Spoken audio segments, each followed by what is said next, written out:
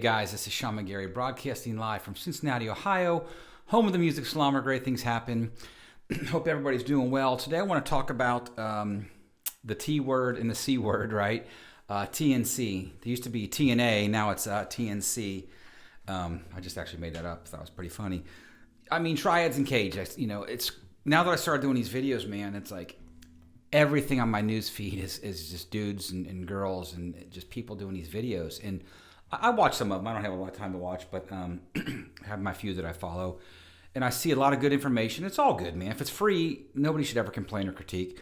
But I just think there's better ways to make music with this stuff and make it not boring. That's my objective, is to make the stuff not as boring and to make learning fun. So, I'm sure 99% of the people watching this are, you might play in a band or something, but are not professional musicians, right? You probably wouldn't be watching. What do I know? But we want to have fun doing this, man. We're making music, and the reason we all started out playing music, whether it was 8 years old or 60 years old, is because we love music and we want to make music. We don't want to study and go to school. If you do, that's fine too. So I want to show you a nice, simple way to make music today, connecting triads with melodies to make it musical. And before I get into that, just a couple things happening. I've been talking about it. Patreon page getting close to being launched, so stay tuned for that. And also, I just did my first Rhythm of Life episode, and we filmed a bunch of these, and you're going to see some pretty well-known names on here. Some people you may not know, but the thing is, I'm getting great guests on, and they're not even just musicians. I'm doing a professional athlete in a couple of weeks. I've got all kinds of people, but the common denominator, the thread, is passion for life and music. So I just released my first one. If you guys wouldn't, mind going over and check it out, or at least hit the like button, with a guy named Dave Moody. He's a professional musician based here in Cincinnati. He used to play with Billy Ray Cyrus, believe it or not, back in the day. But now he's in a touring band called Hairball, and they're maybe one of the biggest touring tribute acts. They do like a tribute to the 80s metal, and they're freaking awesome, man. I won't give it away, but you got to watch it. I mean, it's the real deal. These guys have a tour bus. They play arenas. They fly all over the world. So check that out. Now let's jump into the lesson. So what I did here is I just took a few chords. And one more thing, long-winded as always, right? Usually the first thing I play on guitar when I pick up the guitar will end up being a lesson or a musical idea. When I get up in the morning, I grab my coffee. I'm not even awake yet, right? I do a little sip. And I pick up the guitar, and it's funny because the first thing I play is usually something good. I mean, I find if I try and do this like later in the evening after I've been teaching all day, it's usually garbage because all my ideas are gone. So again, I just picked up my guitar today, and this is literally the first thing that I played. Not that it's a masterpiece or anything, but it was just a musical idea. And that's my point, is like you just have these little bursts of inspiration by finding one thing. So I don't know why, but I picked up my guitar and I played an A major chord, and I went like this. And I played the most basic melody. I can't remember what I played now. I think that's it. I already forgot. Regardless, it's just a little melody. But the idea was to take, this A major and connect it with another triad. So check this out. The 4 chords I did were A major. Again, I played a little melody. I think that was it. That's it.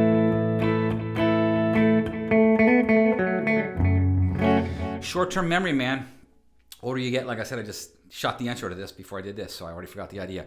But that's okay. It came right back to me. So right now, why did I choose that? Okay, a couple things, and this is, again, not because it's some awesome freaking melody or anything, but I chose it because, look, here's my A major, and here's my F sharp minor. That's the relative minor. And then, so I just thought of maybe a riff out of that F sharp minor pentatonic right there. And these little things, if you know them, that's awesome. If you don't, you're going to learn them right this second. I'm going to teach you. So I'm playing this A chord. I like to go do this as well. I connect chords. Look at this.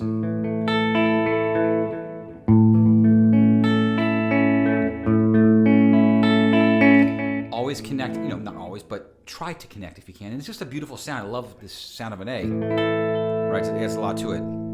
And I just played a lick because I'm right here. I don't need to go up the neck when it's right here.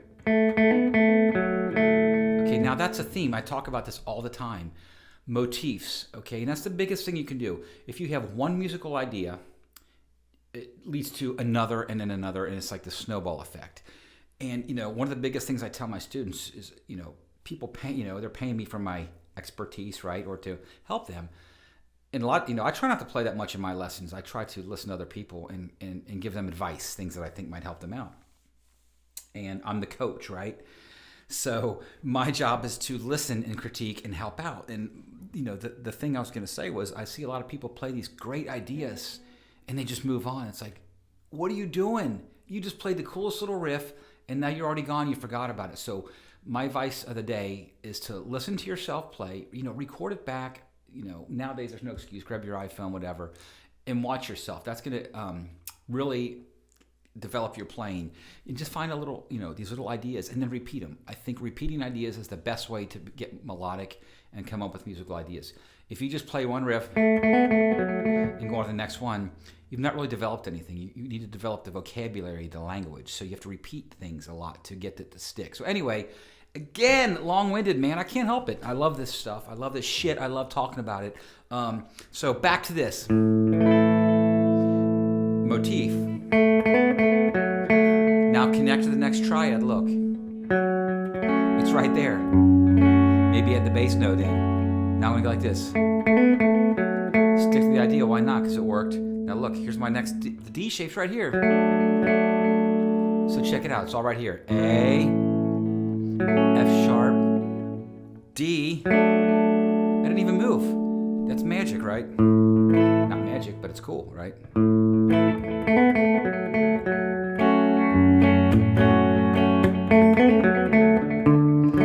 All I did is I added that low bass note in. Caged D major.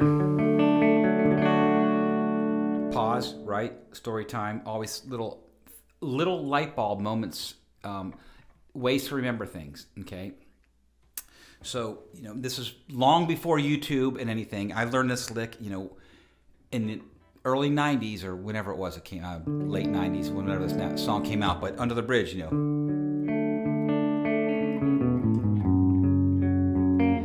Had no idea that was a D major. And again, I remember trying to figure the song out by myself, and I was hearing, it just did not sound right. I had no idea that these chords existed. Nobody showed me. Nobody told me. I wasn't taking lessons. There was no YouTube. And until I saw it in a magazine, I had no idea. And it took me years to connect it. But again, that's the shape I just played. I always think of to this day as the Under the Bridge chord. I just think of that chord because I like to have these little memorizational tools. So anyway,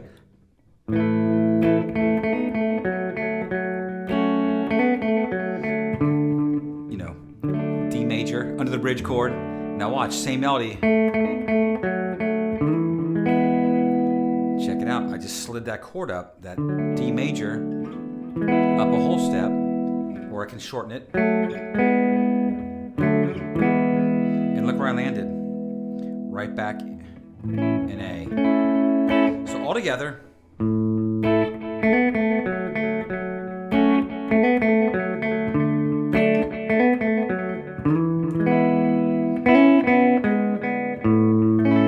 Now I'm off to my next melody and next set of chord shapes.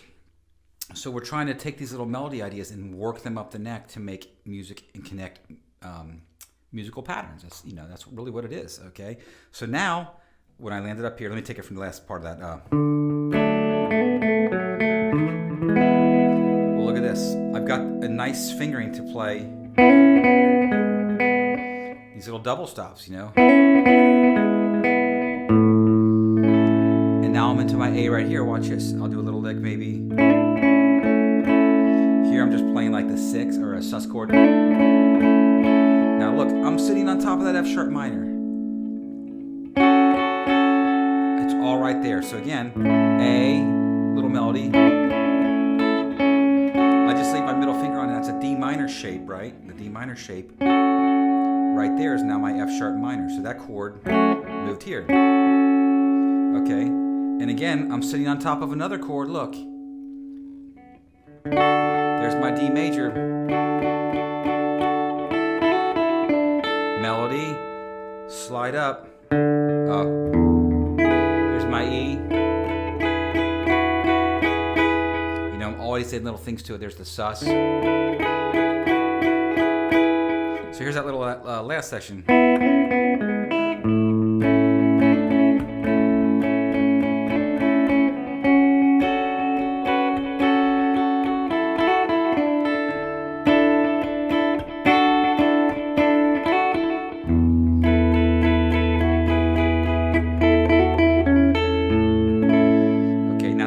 Back to my next A shape, or my A position. You know, there's that under the bridge chord again. I like calling it that. I'm sure people rolling your eyes going, it's a C shape. That's all right, call it what you want, man. It is a C shape, but to me it's always the under the bridge chord.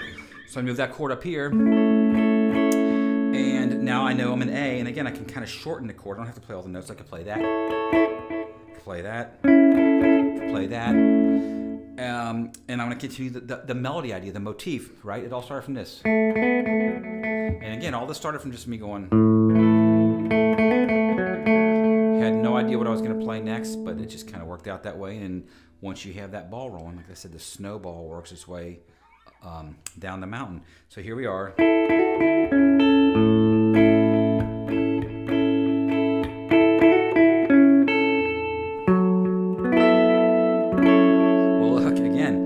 Right on top of it, man. That relative minor of the F sharp is right there. So if I go,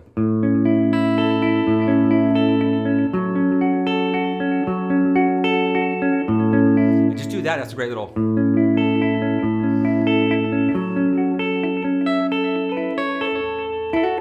So again, I did the melody.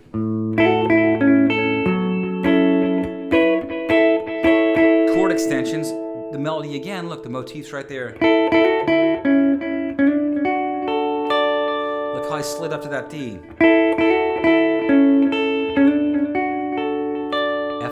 F-shaped D right here. Melody again. Slid back up to the F-shaped D. And look where I land. Lay your third finger flat. You're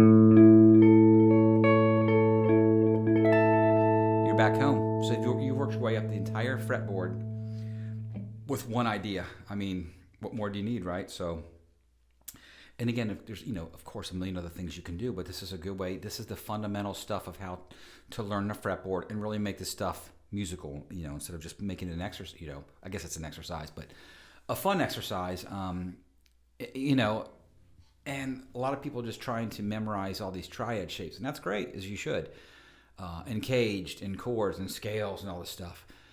But if you don't make it musical, to me, it's a waste of time, sort of. I don't know if it's a waste, but it's like you're not getting the most out of it. It's like you're accumulating all this money, but you better start spending it, right? Because you can't take it with you. Same with this knowledge. So I'll run over this whole thing one more time here. Let's see here. I'm not going to go slow. I'm just going to kind of go through it.